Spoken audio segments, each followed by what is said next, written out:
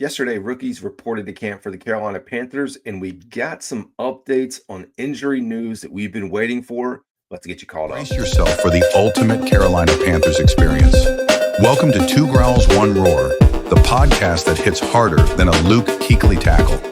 We're diving deep into the heart of Panther Nation, bringing you unrivaled passion, insider takes, and pure gridiron fire.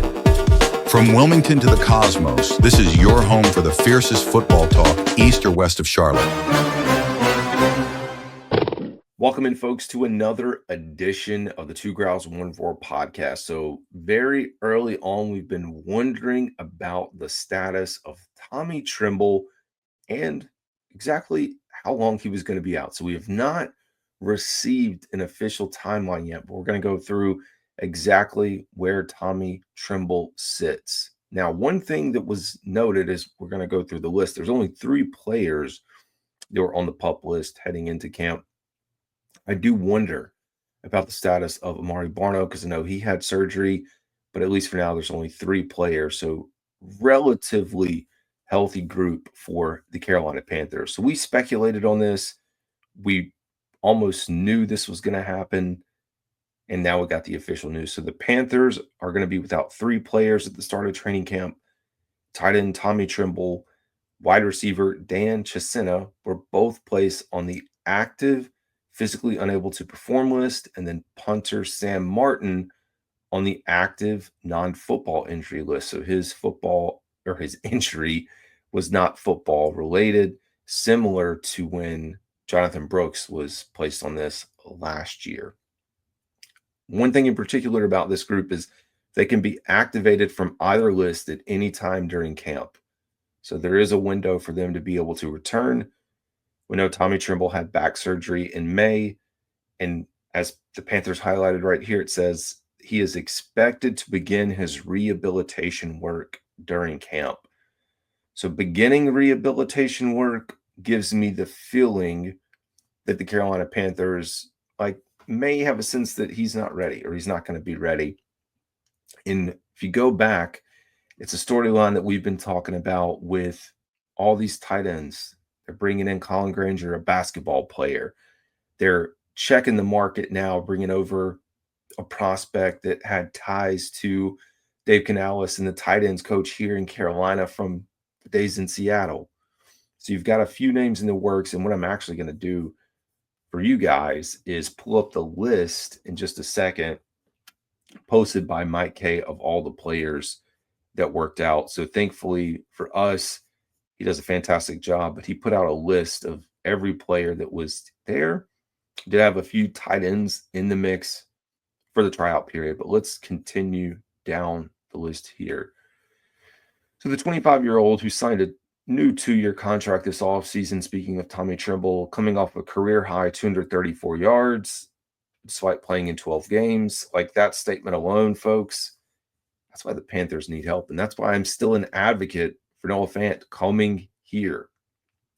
Yes, I understand Ja'Tavion Sanders is going to have upside, and I do think Ja'Tavion Sanders is going to be the guy. But if Tommy Tremble is going to miss significant time, maybe a few games, whatever it is, and I do think Mitchell Evans, he's going to turn the corner, but we need quality depth at the tight end position. We still look at that as a weakness on this team. So let's hope this pans out. Chisena, we all know, special teams player, signed to the practice squad, promoted to the active roster, played a little bit for that. We broke him down during his time. Martin, punter, who signed via free agency after Johnny Hecker left, sounds like he's going to be on track, as Mike K reported, but I'll go ahead right now, get this pulled up, and we'll share what Mike put out. So taking a look at the guys that were in for tryouts yesterday. Now, tryout, it doesn't mean these are your undrafted free agent guys or anything like that. Like, these are guys that could have an NFL experience. So some of them are the rookie undrafted guys as well. Anyways, on the list, Jalen Allen out of Memphis, a defensive end, Justin Ball, a tight end out of Mississippi State, Michael Batten, linebacker out of Houston. Again, they still pulling these linebackers. a needed linebacker. Kenny Dyson, linebacker out of Bryant.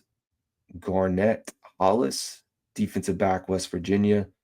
Tyler Mabry, tight end out of Maryland. He's the one that has ties to Seattle Seahawks, Dave Canales, and McPherson, the tight ends coach here. Nate Matlock out of Pittsburgh. Savon Ray Haria out of Lamar. Trey Swilling, defensive back out of Georgia Tech. Jaheim Thomas, linebacker out of Wisconsin. Graham Walker, tight end out of Rice. J.J. Weaver, linebacker out of Kentucky. Nick Whiteside, defensive back out of Saginaw Valley State. And Debo Williams, linebacker out of South Carolina. So the trend here, heavy defense and tight ends. So we see linebacker, tight end. So 3 tight ends, 4 or 5 linebackers, 3 or 4 defensive backs, 1 defensive end in the group, 2 defensive ends in the group. But that continues to be a point of emphasis. And now I know some fans are still wondering, are the Carolina Panthers going to eventually bring in a safety? I think we're all wondering that. One thing that's notable to me, and it's not in this particular post, but Mike K did also share a few other prospects that have, sorry, this is messing up on my side. He did share a few prospects. As I scroll down here, we'll get it updated for you guys.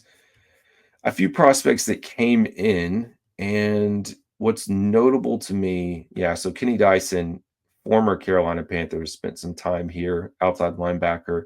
They have him as ends, and then Jalen Allen. So still looking for additional outside linebacker help.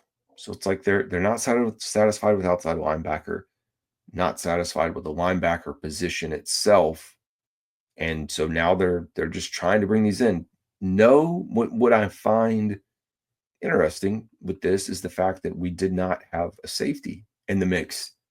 Could change. Again, I still think there's time should the Carolina Panthers decide to go down that route and bring in additional safety help. Today's the big day, though. Veterans reporting.